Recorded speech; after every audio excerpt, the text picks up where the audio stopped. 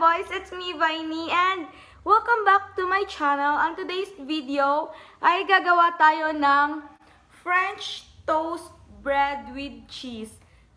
So yes guys, ang gagamitin lang natin ng mga recipes ay eto guys, yung sliced bread, yung cheese, yes, yung cheese, yung star margarine or any kind of butter guys, pwede na yon.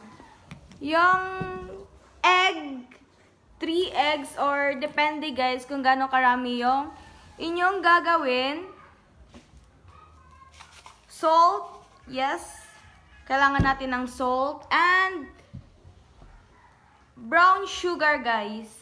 So ito lang yung ating mga kakailanganin and sisimulan na natin. So ang muna natin gagawin guys ay kunin natin tong 3 itlog, tapos i-scramble natin siya guys.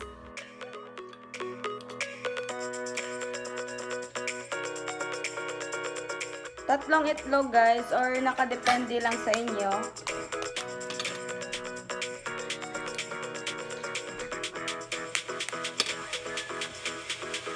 Pagkatapos nun guys, ay susunod natin ang ating brown sugar at saka yung ating salt.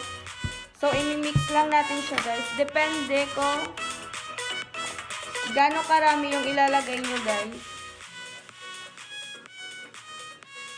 Kung kayo ay mahilig sa matatamis, pwede nyong damihan. Pwede ring sakto lang. Tapos, lagyan natin ng salt. Depende lang rin guys.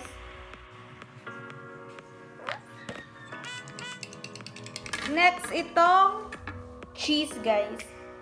Pwede rin yung square na cheese pero wala tayo dito ngayon. So ito na lang gagawin natin. Ika-cut na lang natin ito into square kung kakayanin guys.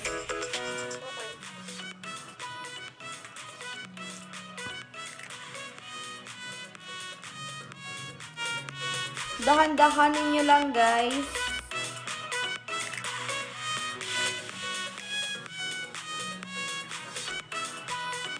So yan guys, ito i-cut natin pa ganyan kung makakaya guys.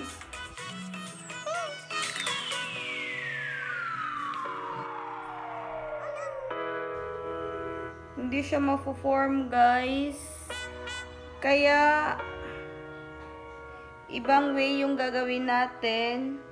Pwede rin yung pagano na lang guys, kung hindi talaga kaya.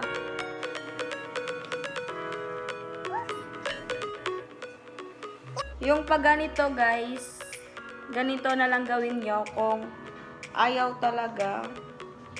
Kung di talaga siya makikipag-cooperate guys, so ganon gagawin nyo.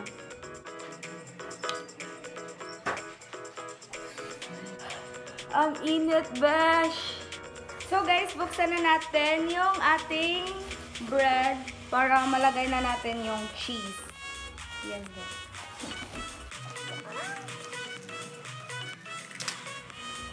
So, yan guys.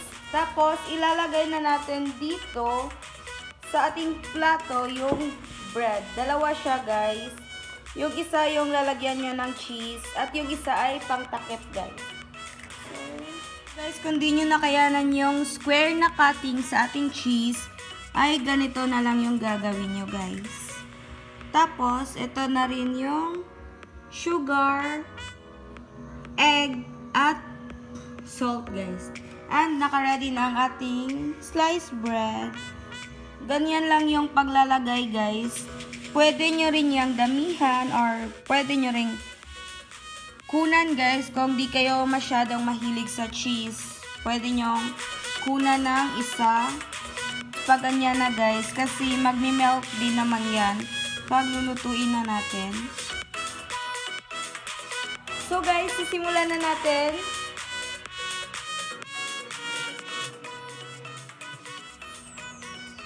So, pag ganito lang siya, guys, yung cheese niya, guys, tapos takpan nyo lang nito. Tapos, hiwain nyo, guys, ng pang-apat na slice. Yung dalawa lang siya, guys, pero 4 yung labas niya.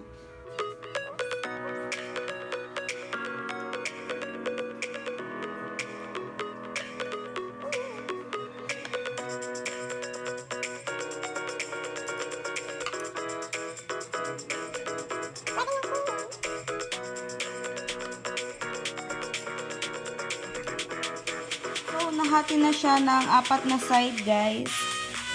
At lalagyan na natin siya ng itlog. Pupunta na tayo sa ating lutuan, guys.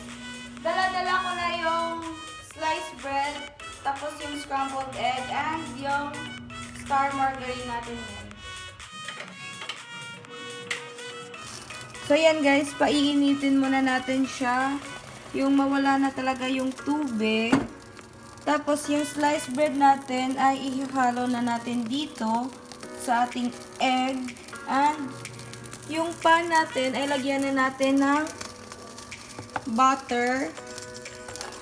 Nakadepende lang sa iyo, guys, kung ilang butter yung ilalagay mo. Kukuha tayo ng butter.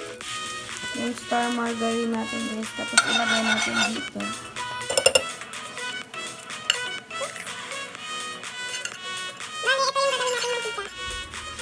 Kukunan ng ganito, guys. So, lagay nyo dyan.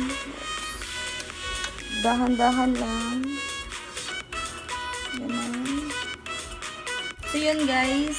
Nandun na yung isa. Pag napalibutan nyo na ng egg, guys, lagay nyo dito. Pahinaan nyo yung para hindi siya magpapagod. Oops. Diyan na muna yan.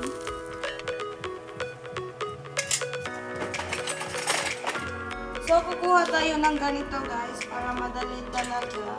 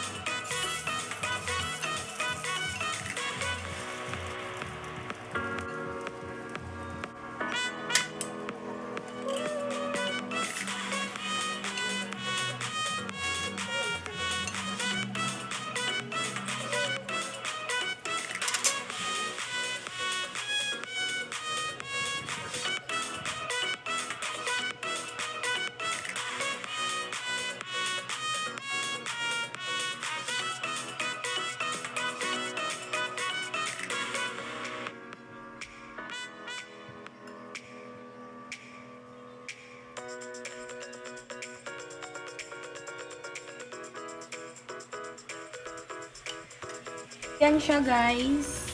Yan yung magiging itsura niya.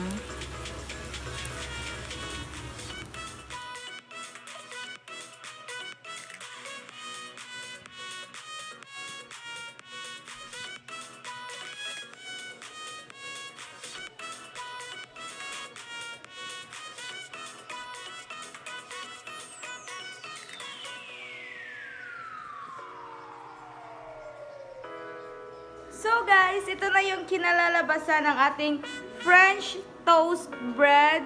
Yan, guys. And titikman natin kung masarap ba siya at kung pasado ba. Kasi kanina tumikim na yung nanay ko dito. And tingnan natin.